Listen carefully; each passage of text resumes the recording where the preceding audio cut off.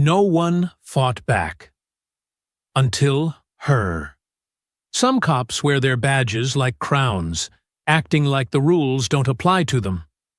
Officers Harris and Riley were like that. Bullies with a license to push people around, especially those they thought wouldn't fight back. They smirked through complaints, laughed off accusations, and strutted through the streets like they owned them. No one stood up to them. No one dared. Until her. Officer Rebecca Carter wasn't just another name on their harassment list. She was a woman who carried her pride in her spine, who had fought too hard for her badge to let men like them tarnish it. And when they crossed the line, when they thought they could storm into her home, her life, they made one fatal mistake. They forgot about Titan and Luna. Her dogs didn't care about badges. They only cared about her. Drop a comment below. Where in the world are you watching from? Don't forget to subscribe for more stories of courage, justice, and the unbreakable bonds that change lives. The rain fell in heavy sheets over the quiet streets of Maplewood, a small town where the shadows of old prejudices still lingered beneath the surface. Officer Rebecca Carter, one of the few black officers in the Maplewood Police Department, tightened her grip on the steering wheel as she pulled into the dimly lit parking lot of the precinct.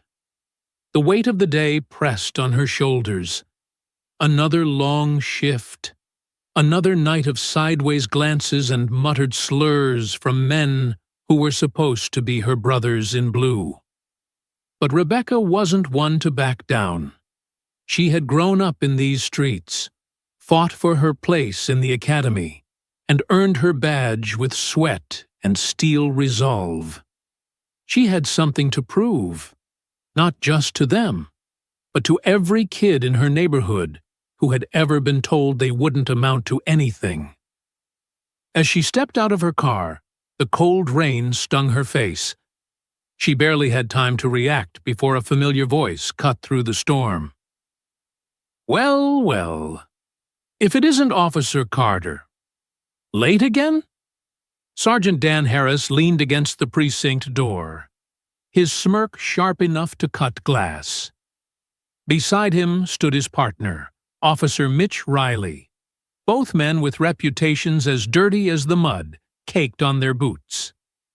They had been a thorn in Rebecca's side since day one, their harassment growing bolder with each passing month. Rebecca forced a calm breath. Just finishing up paperwork, Sarge. You know how it is. Harris chuckled, exchanging a glance with Riley. Yeah, we know how it is. Funny how you always got something else to do when we need backup. Rebecca clenched her jaw but kept walking. She had learned long ago that reacting only fed their cruelty. Inside, the precinct was quiet, most of the night shift already out on patrol. Rebecca settled at her desk, the hum of the fluorescent lights the only sound. But the peace didn't last. Harris sauntered over, dropping a thick file on her desk. Since you love paperwork so much, how about you handle these reports? Me and Riley got better things to do. Rebecca looked up, meeting his cold stare. That's not my division, Sergeant. Harris leaned in, his voice a venomous whisper. I don't recall asking what you thought. You want to keep wearing that badge? Then do as you're told. For a moment, the air between them crackled with tension. Rebecca could feel the eyes of the few other officers in the room watching, waiting. Would she stand her ground or bend to their will? Then the radio crackled to life. All units, disturbance reported at 1427 Elm Street. Possible domestic altercation. Rebecca stood abruptly, grabbing her gear. I'll take it. Harris's smirk faltered. I didn't dismiss you. You didn't have to, she shot back, already heading for the door. Outside, the rain had slowed to a drizzle, But the storm inside Rebecca raged. She knew Harris and Riley wouldn't let this go. They never did. But what she didn't know was that tonight, this very night, the universe had other plans. Because waiting for her at home were two souls who loved her more than anything in this world. Two loyal guardians who would soon prove that even in the darkest moments, love fights back. The drive home was a blur of rain-slicked streets and flickering streetlights. Rebecca's hands still trembled slightly on the wheel, not from fear, but from the slow-burning anger that had settled in her chest. Harris and Riley had been pushing her harder lately, their words sharper, their threats less veiled. How much longer could this go on? She pulled into her driveway, the familiar sight of her small but well-kept house bringing a flicker of comfort. Inside, she knew, were the only two beings who never judged her, never doubted her. Her dogs, Titan and Luna. A massive Rottweiler and a fiercely intelligent German Shepherd. They had been her shadows, her protectors, her family since the day she rescued them. The moment her key turned in the lock, she heard them. Deep, excited barks, claws scrambling against the hardwood floor in eager anticipation. The door swung open, and there they were, their tails wagging furiously, their eyes alight with pure devotion. "Hey, babies," Rebecca murmured, crouching to bury her face in their fur. Titan nudged her shoulder with his broad head, as if sensing her tension, while Luna licked her cheek insistently. For the first time all night, Rebecca smiled. But the peace was shattered by the sound of tires screeching outside. Her body tensed. Who would be speeding down her quiet street at this hour? Then, a car door slammed. Then another. A cold dread slithered down her spine. She moved to the window, peering through the blinds. Her blood turned to ice. Harris and Riley, standing in her driveway. What the hell were they doing here? Before she could react, a heavy fist pounded on her door. Bang! Bang! Bang! "Carter!" Harris's voice was a growl. "Open up! Now!" Rebecca's heart hammered against her ribs. This wasn't a social call. This wasn't protocol. This was something darker.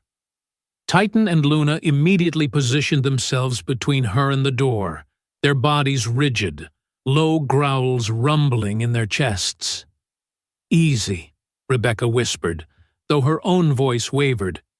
She took a steadying breath and called out, "Sergeant, it's late. If this is about work, it can wait until—" The door burst open with a splintering crack.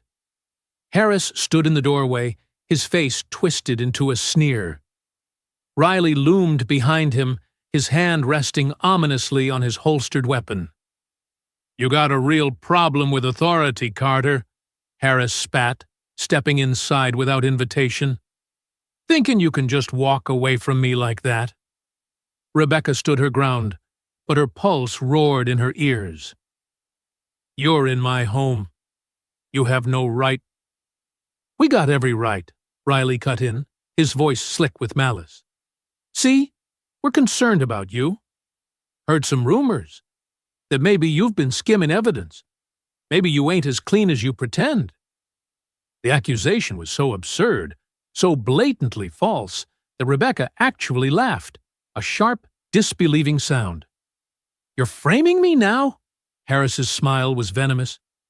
"Number, we're just exposing you."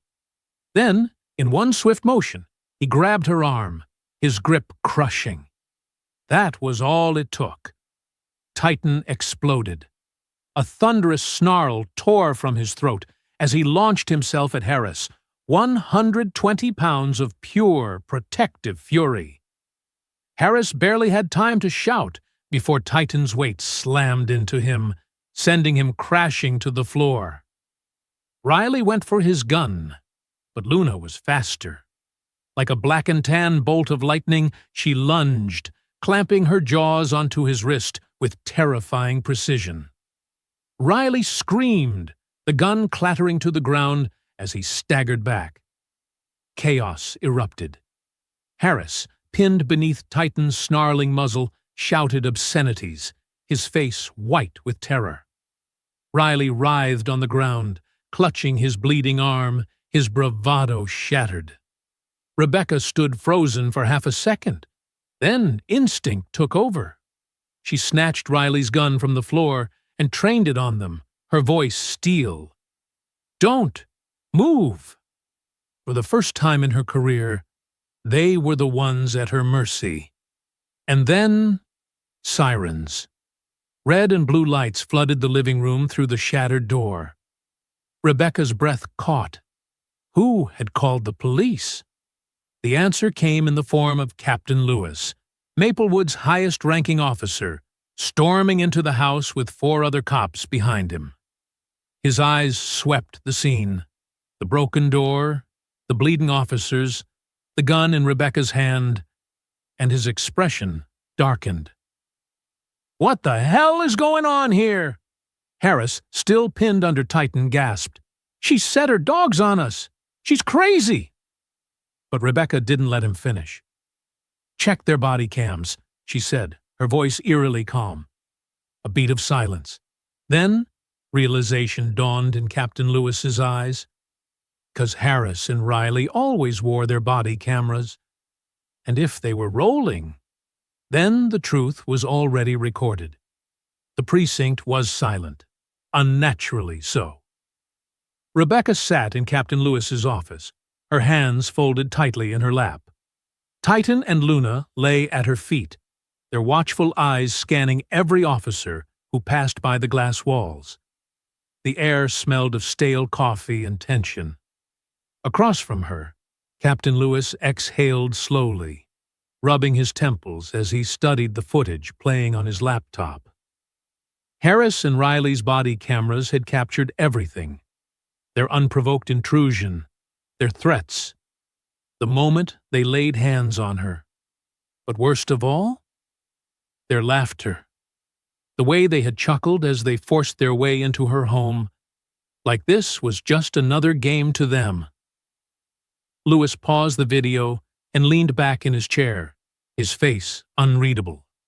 Rebecca braced herself. Would he brush this under the rug? Would he side with his veteran officers over her? Then, without a word, he reached for the phone. Internal Affairs. Now. 2 hours later, the interrogation room was cold. Harris sat slumped in a metal chair, his uniform disheveled, his usual swagger gone. Riley, nursing his bandaged arm, kept his eyes glued to the floor. Captain Lewis stood over them, his voice a low, dangerous rumble. "You two have been a stain on this department for years. But this?" He slapped a hand on the table, making both men flinch. "Breaking and entering? False accusations? Assaulting an officer in her own home?" Harris opened his mouth, probably to lie, to spin some excuse. But Lewis cut him off. "Save it. Your badges are already being processed for termination. And if Rebecca presses charges, which she should, you'll be lucky if jail is the worst of your problems." Riley's head snapped up, his face pale. "You're firing us? Over some?" Lewis's fist slammed down again. "Over the law." Outside the precinct. The morning sun was just beginning to rise, painting the sky in streaks of gold and pink. Rebecca stood on the steps, breathing in the crisp air. Titan leaned against her leg, his warm weight steadying her. Luna sat at attention, ever vigilant. A car pulled up. Her neighbor, Mrs. Thompson, an elderly woman with kind eyes. "I called the police last night," she said softly, rolling down her window. "Heard the commotion. Saw those men forcing their way into your house." She reached out, squeezing Rebecca's hand. "I'm just glad you're safe." Rebecca swallowed the lump in her throat. Thank you. Really? Mrs. Thompson smiled. Those dogs of yours are heroes. Luna wagged her tail. Titan huffed, as if to say, Of course we are. 1 month later, the headlines said it all. Rogue officers sentenced to prison. Victim speaks out. Maplewood PD overhauls accountability policies after scandal. K-9 unit proposal gains traction following heroic dog intervention. Rebecca stood at the podium during the press conference, her voice clear and strong. This wasn't just about me. It was about every person who's ever been failed by the system. But change is possible. Behind her, Titan and Luna sat proudly, their presence a silent testament to loyalty and courage. As she stepped away from the mic, a little girl in the crowd, a black girl no older than 7, clutching her mother's hand, called out, Your dogs are so cool. Rebecca grinned. Yeah, they are. And for the first time in a long time, the future felt bright. Thanks for watching.